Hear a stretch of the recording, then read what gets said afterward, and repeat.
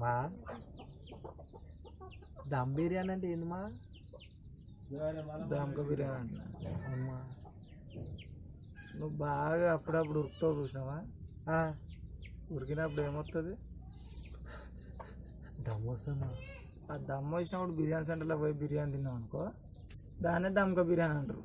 అబ్బా ఏది మా దమ్కా బిర్యానీ అంటే అదా?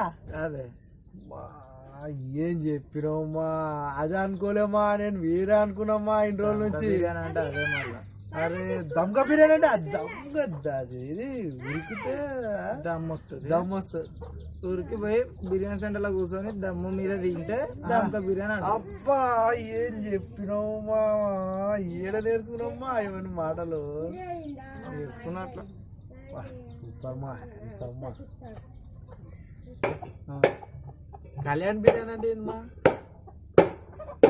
దమ్క బిర్యానీ అయిపోయింది, ఇప్పుడు కళ్యాణ్ బిర్యానీ అడుగుమా. కళ్యాణ్ బిర్యానీ అంటే మా ఇంటి వెనక సైడ్ లా కళ్యాణ్ ఉంటుంది చూసినావా? కళ్యాణ్ మొన్న పోయా కళ్యాణ్ తోటి బిర్యానీ తిన్నా. అదే కళ్యాణ్ బిర్యానీ. ఏం చెప్పినావమ్మా? కళ్యాణ్ తో పోతే కళ్యాణ్ బిర్యానా? అవును అంతే మళ్ళా. సూపర్ మా. ఏదమ్మా నిజంగా ఇన్ని రోజులు తెలియమ్మా కళ్యాణ్ బిర్యానీ అంటే అదని. కళ్యాణ్ బిర్యానీ అంటే నువ్వు కూడా కళ్యాణ్ తోటి పోయి బిర్యానీ తిను, కళ్యాణ్ బిర్యానీ అవుతుంది. అబ్బా ఏం ఐడియా ఇచ్చినావమ్మా? ఈ రోజు అయితే ఖచ్చితంగా పోతామ్మా. ఓ తిను.